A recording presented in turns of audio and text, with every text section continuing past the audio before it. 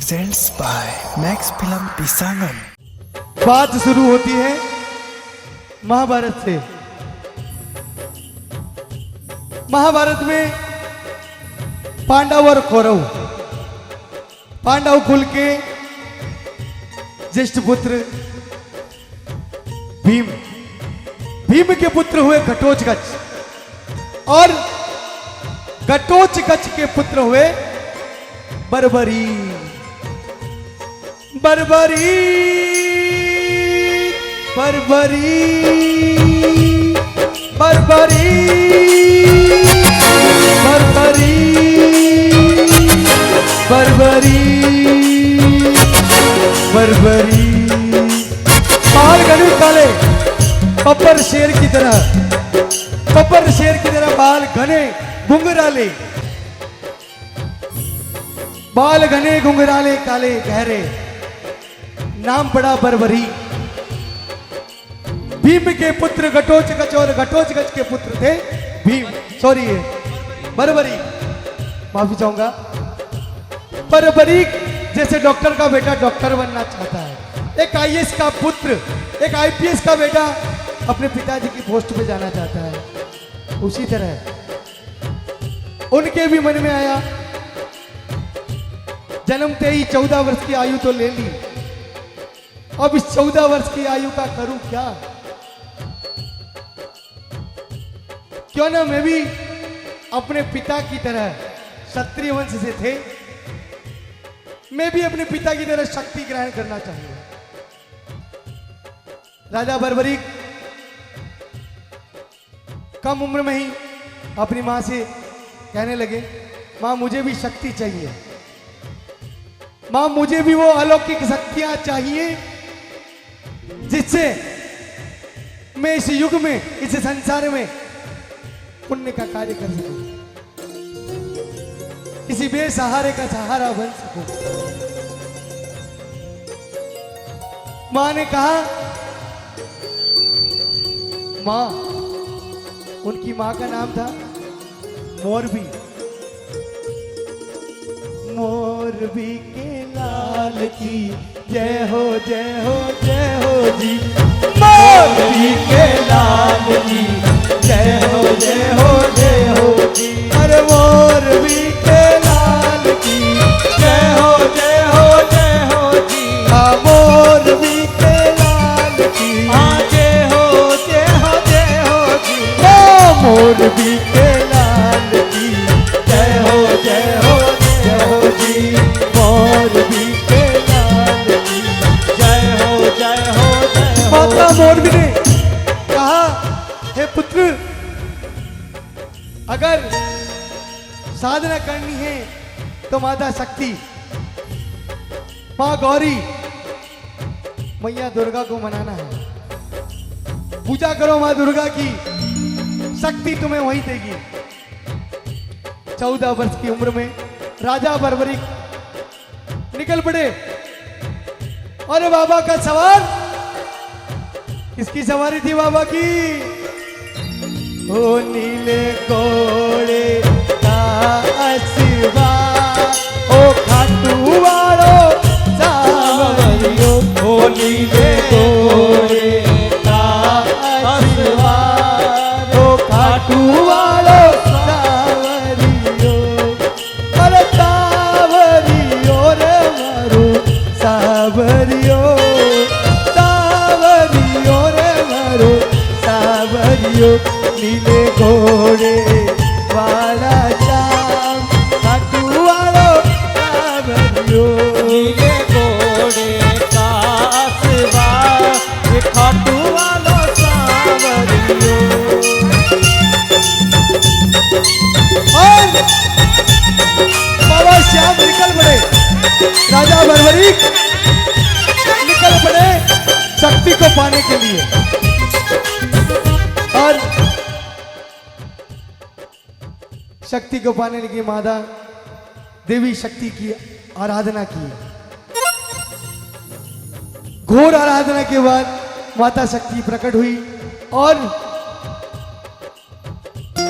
दुनिया में 3, ब्रह्मांड में 3 लोक हैं, तीनों लोक को परास्त करने के लिए माता आदि शक्ति ने उन्हें 3 बाण दिए। बोले 3 बाण धारी की, 3 बाण धारी की, 3 बाण धारी महिमा तिवारी, 3 बाण धारी महिमा तिवारी, अरे 3 बाण धारी महिमा तिवारी, 3 बाण धारी महिमा तिवारी। ओ खाटू वालो सावरियो, खाटू वालो सावरियो, ओ खाटू वालो सावरियो, खाटू वालो सावरियो, तारा पालनहारी, 3 बाण धारी महिमा तिवारी, 3 बाण धारी महिमा तिवारी। राजा बर्बरिक ने वो 3 बाण धारण कर लिए। 3 लोक को परास्त करने वाले 3 बाण राजा बर्बरिक ने ग्रहण किए। चले राजा बर्बरिक अपनी मां के पास, मैया मुझे भी महाभारत के युद्ध में जाना है, अब तो मैं भी, मेरे पास भी शक्ति है, क्षत्रिय वंश के थे, मन में आई पूरा परिवार वहां लड़ रहा है तो मैं यहां क्यों। हिडिंगा उनकी दादी थी। दादी ने कहा पोते से, मां मोरबी से, कुछ भी हो सब भगवान की मर्जी है, उस बांके बिहारी की जो मर्जी होगी वही काम आएगी। वो रण में बैठा है और ये लड़ने को बैठा है, ठीक है। माता रानी ने कहा मेरी तरफ से मना नहीं है, युद्ध लड़ो, लेकिन तुम्हें मुझे 2 वचन देने हैं। अब वो वचन आगे जाकर आज के कलयुग में कहां तक सार्थक होते हैं सुनिएगा। 2 वचन दिए मां को।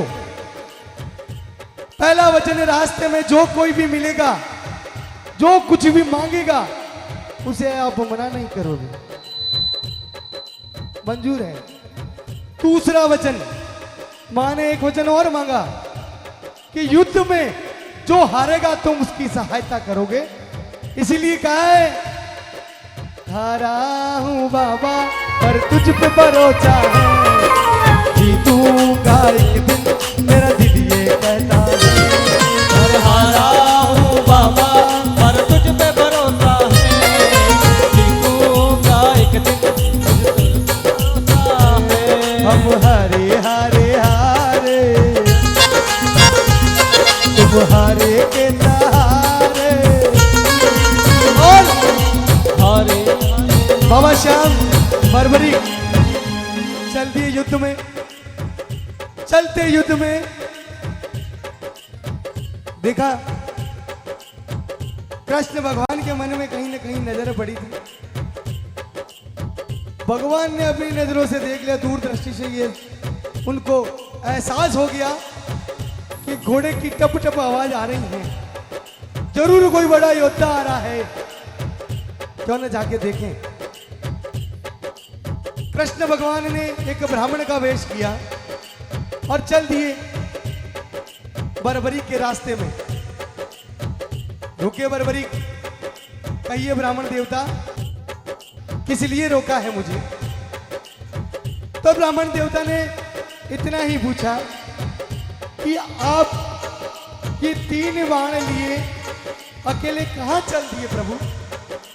राजन, तो राजन बोले हे प्रभु, हे ब्राह्मण देव, हम युद्ध करने जा रहे हैं। मैं पांडव कुल से हूं और मैं युद्ध करने जा रहा हूं, मेरा परिवार युद्ध में है। अरे तुम्हारी उम्र नहीं है युद्ध करने की, कहां युद्ध करने जाओगे। राजा बर्बरिक ने यह बोला कि प्रभु आप उम्र पे मत जाइए, उम्र पे ना जाओ प्रभु। ब्राह्मण देव आपको प्रमाण क्या चाहिए, आप ये बताओ। तो ब्राह्मण देव बोले आप मुझे क्या प्रमाण दे सकते हैं, आप ये मुझे बताओ। राजा बर्बरिक बोले चलिए प्रभु, मुझे लाखों पत्तों वाला एक वृक्ष दिख रहा है, अनगिनत पत्ते हैं उस वृक्ष में। वो वृक्ष आज भी चुलखाना धाम में मौजूद है, जहां युद्ध हुआ कुरुक्षेत्र के पास चुलखाना धाम है। आज भी बोले श्याम प्यारे की जय हो। और आज भी उस वृक्ष के हर पत्ते में एक एक छेद है। आज भी उस वृक्ष का अगर नया बिल्कुल नया पत्ता आता है, अगर वो खिलता भी है तो छेद के साथ खिलता है। मैं देख के आया हूं, मैंने देखा है वो पत्ता, वो पेड़। चुलखाना धाम आज भी मौजूद है। तो साहब उस पेड़ के पास गए ब्राह्मण देव, उस वृक्ष के जितने भी पत्ते, चाहे वो पतझड़ में नीचे पड़े चाहे पेड़ पे लगे, एक एक पत्ता छेद देगा उनका बाण। ये उन्होंने ब्राह्मण से बात बोली। ब्राह्मण देवता बोले आप बताइए, अगर ऐसा है तो हम आपको नहीं रोकेंगे युद्ध में जाने से, फिर आपको मुझे भी अपनी शर्त माननी पड़ेगी। बर्बरीक बोले ठीक है, आप अगर मेरी बात मान रहे तो मैं भी आपकी बात मानूंगा। चल दिए भगवान, गए पेड़ के पास। कृष्ण भगवान शुरू से सबके साथ चोट की उन्होंने, तो अपनी माँ के साथ, देव की मैया के साथ, राधा जी के साथ, सबके साथ आंख बिचौली खेली, वहां पर भी खेल ली। एक पत्ता पांव के नीचे दबा के खड़े हो गए चुपचाप। श्याम प्यारे की जय हो। लखदातार की जय हो। और पत्ता पांव के नीचे भगवान ने बोला आप चलाओ बाण। बर्बरीक राजन ने बाण चलाया। मात्र 5 मिनट के अंदर अंदर उस एक तीर ने वृक्ष के एक पत्ते को भी नहीं छोड़ा। एक भी पत्ता ऐसा नहीं था कि जिसमें छेद ना हुआ हो। सब वृक्ष का पत्ता, एक पत्ता जो कृष्ण भगवान के पांव में था, तीर आकर घूमने लगा।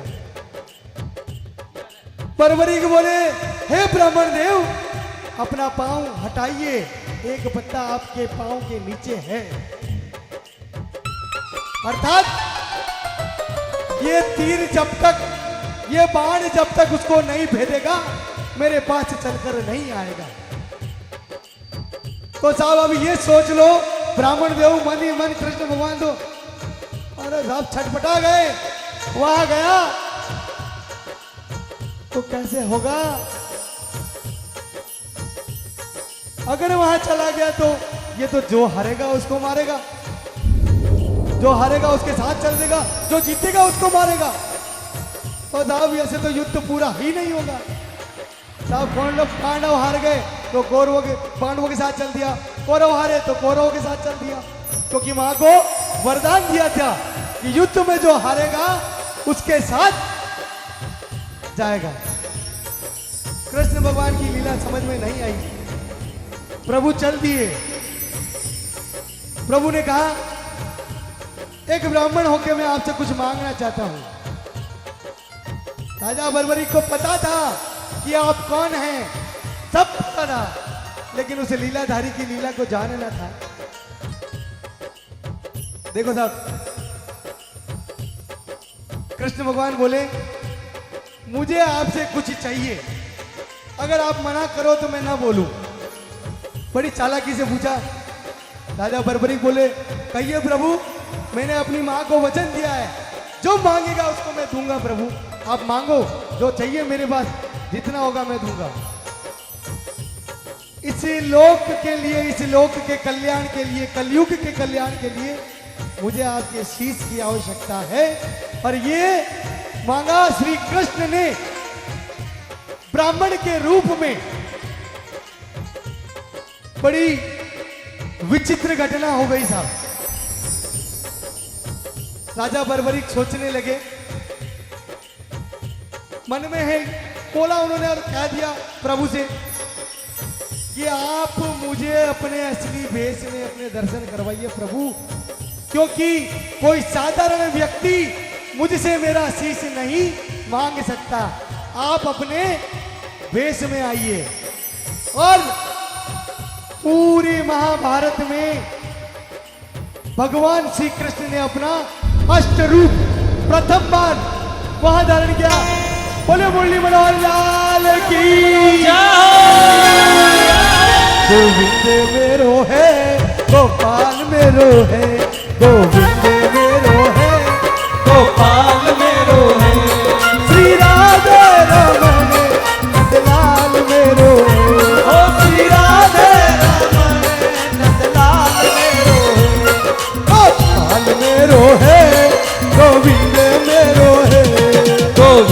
मेरो है, गोपाल मेरो है। और राजा बर्बरीक निकाला अपनी म्यान में से अपनी तलवार को। गर्दन देने से पहले एक वचन राजा बर्बरीक ने मांग लिया कि हे प्रभु, मैं मेरा शीश देने को तैयार हूं, मेरी भी एक शर्त रहेगी। कृष्ण भगवान बोले बताओ प्रभु। राजन बोले मैं मेरा शीश दूंगा तभी जब उस युद्ध को देखने मैं खुद बैठूंगा। मतलब प्रभु बोले कि मुझे वो युद्ध देखना है।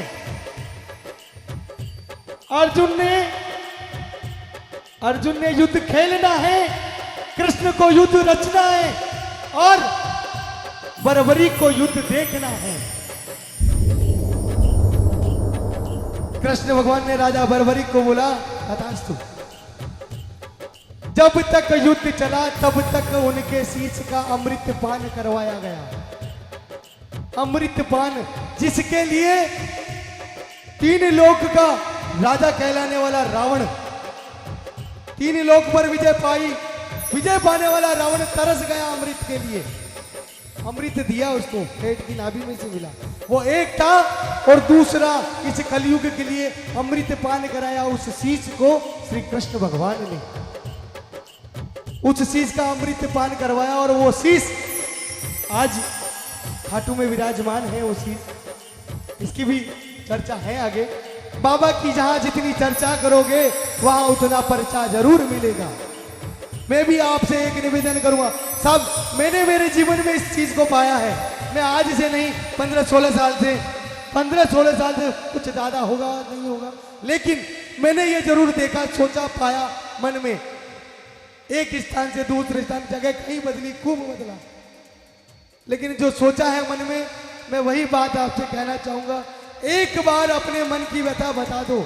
अगर आपको लगता है आपका काम कहीं नहीं हो रहा, जरूर आप लगाओ और जी। लिख के देता हूं, प्रमाण है, सत्य है, आपका काम जरूर बनेगा। बोले हारे के सहारे की जय हो, लखदातार की जय हो। साहब निकाली तलवार, श्याम ने ले लिया हाथ में अपना शीश और भगवान कृष्ण को सौंप दिया। हिमालय की ऊंची चोटी पर शीश को रखवाया गया और वहीं से सारे युद्ध को देखते गए। युद्ध देखते देखते साहब भगवान कृष्ण ने युद्ध पांडवों को जितवा दिया, युद्ध जीत लिए। सारे अपनी अपनी जगह, कौरव अपनी जगह, पांडव अपनी जगह। अब पांडवों के मन में घमंड, पांडवों के मन में ये घमंड हो गया। युधिष्ठिर कहे युद्ध हमने जिताया, भीम कहे युद्ध मैंने जिताया, नकुल कहे भीम युद्ध मैंने। अब चारों पांचों भाई आपस में लड़ने झगड़ने लग गए। भीम, अर्जुन, नकुल, सहदेव सब युद्ध मैंने, वो कहे युद्ध मैंने। अरे साहब युद्ध किसने जितवाया? श्री कृष्ण के पास गए, प्रभु आप ही निर्णय कीजिए युद्ध किसने जीता है। प्रभु बोले कि हे पांडव कुल, मुझे नहीं पता कि तुमने युद्ध कैसे जीता, कौन ने जीता। युद्ध को तो देखने वाला एक ही था। चलो हमारे साथ। गए राजा बर्बरीक के पास। अभी तक वो राजा बर्बरीक ही है, अभी तक वो राजा बर्बरीक ही है। खाटू श्याम कैसे बने वो अब है। राजा बर्बरीक के पास गए प्रभु और कहा, हे राजा बर्बरीक, आपके शीश को अमृत पान करवाया और इस अमृत पान करने के बाद आपके शीश ने पूरे युद्ध को देखा। इस युद्ध का निर्णय आपके हाथ में है, आप इस युद्ध का निर्णय करो। हमने युद्ध नहीं देखा, हमने युद्ध रचा है, अर्जुन ने युद्ध खेला है और आपने युद्ध देखा है, तो युद्ध का निर्णय तो राजा बर्बरीक ही करेंगे। राजा बर्बरीक ने बड़ी ही शालीनता से और बुद्धिमत्ता से एक जवाब दिया कि प्रभु मैंने तो हर एक के पीछे आपके सुदर्शन चक्र को देखा है, हर एक की मृत्यु में आपके सुदर्शन चक्र को देखा है। चाहे वो किसी का भी शीश था, आपके अर्जुन के हर बाण के साथ आपका सुदर्शन चक्र ही था। जब इतनी बात कृष्ण भगवान को सुनाई दे दी और प्रभु ने इतनी बात सुनते ही मन पीछे होके बोले, सुनो साहब, निर्णय ये आ गया आपके सामने, युद्ध का निर्णय हो गया कि युद्ध तो श्री कृष्ण भगवान ने ही जितवाया है। भगवान ने प्रसन्न होकर, श्री कृष्ण ने राजा बर्बरीक की इस बात से प्रसन्न होकर उनको कलयुग का देवता घोषित कर दिया। वहीं पे बोले, हे राजा बर्बरीक, अष्ट रूप धारण किया और कहा कलयुग में तुम्हें मेरे ही नाम से जाना जाएगा, कलयुग में तुम्हारे शीश की पूजा मेरे नाम से की जाएगी। मैं बहुत खुश हूं। भगवान ने उनको ये वरदान वहां दे दिया और वो उसी दिन से बाबा श्याम के नाम से आगे जाए। उसी दिन से चुलखाना धाम में बाबा श्याम के नाम से उनका श्याम मंदिर बना था। और जब कलयुग की बात आई तो कलयुग से 2000 वर्ष पूर्व से पहले उस शीश को खाटू केश्वर धाम में आना था। जो खाटू आज जाते हैं हम खाटू धाम, उसके राजा थे राजा खाटू केश्वर।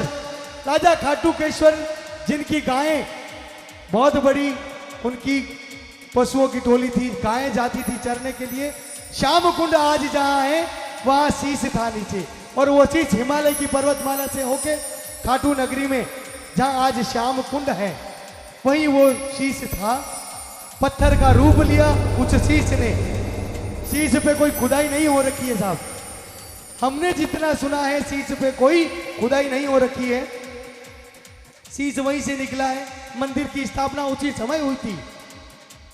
उस जगह खाटू, जो आप मैं बता रहा हूं, श्याम कुंड के ऊपर वहां गाय जाके दूध देती थी। पशु हारे परेशान हो गए। राजा खाटू केश्वर को बुलवाया, उनको अपनी नजरों से दिखाया कि हे प्रभु, हे राजा साहब, आप खुद देखिए दूध कहाँ दूध दे रही गाय। गाय को दूध देते देख कर राजा खाटू केश्वर चले गए अपने महल में। रात को सोए और सपने में श्री कृष्ण ने उन्हें उस जगह से शीश को निकालने का आदेश दिया। छाया आई और बड़े ही अचंभित रूप से रात को जगे। सुबह का टाइम दिया उनको, पहले पहर में जाकर उस मंदिर के उस जगह को खुदवाना और वहां से मेरे शीश को निकलवाना। समय दी, तारीख दी, उनको वक्त दिया, इस वक्त में मंदिर को बनवाना। कलयुग के लिए इस मंदिर का बनना आवश्यक था। राजा खटुकेश्वर आए, तिथि वार अनुसार खुदाई हुई, उसमें से शीश का निकलना हुआ। शीश निकला और आज वही शीश खाटू धाम में विराजित है। बोले खाटूकेश्वर धाम की जय हो। अरे तीन बाणधारी महिमा ती भारी, तीन बाणधारी महिमा ती भारी। ओ खाटू वालो सावरियो, खाटू वालो सावरियो, खाटू वालो सावरियो, खाटू वालो सावरियो। भगतारो पालनहारी, तीन बाणधारी महिमा ती भारी, तीन बाणधारी महिमा ती भारी। तीन बाणधारी, तीन बाणधारी महिमा ती भारी। बोले खाटू नरेश की। अब इस कथा से मैं तो आपसे यही कहूंगा, आज ना आपने जो ये कथा सुनी, इस कथा के माध्यम से आप जरूर यहाँ से कुछ ना कुछ लेके जाएंगे, ये मेरा वादा है। आप जरूर मन में लेके जाओ, जरूर आपको मिलेगा। मैं अपनी सच्ची भावना से, सच्चे दिल से कह रहा हूं, आप जरूर लेके जाएंगे। और अगर भावना और भी गहरी हो जाए ना तो फोन कर देना साहब, मैं आते वक्त आपको अपने साथ लेते चलूंगा। बोले श्याम प्यारे की, बाबा ने 4 पहिए दे दिए हैं मुझे भी 4 पहिए दिए बाबा ने। अकेले मत जाना। जो नहीं जाने वाला हो, जिसके जेब में नहीं हो और जिसकी आस्था हो और जा नहीं पा रहा हो, उसको ले जाना। साहब मैं ले जाता हूँ, आपसे भी निवेदन, जब आप जाओ तो जरूर किसी को ले जाओ, किसी ऐसे व्यक्ति को ले जाओ जिसको हमारी जरूरत, हमारी नहीं उसके सहारे की जरूरत है। ले जाना जरूर। जिस दिन ले जाओगे उस दिन इस अंतर आत्मा से जो आवाज निकलेगी वही आपका सबसे बड़ा धन होगा। बोले श्याम प्यारे की जय हो, लखदा तार की जय हो।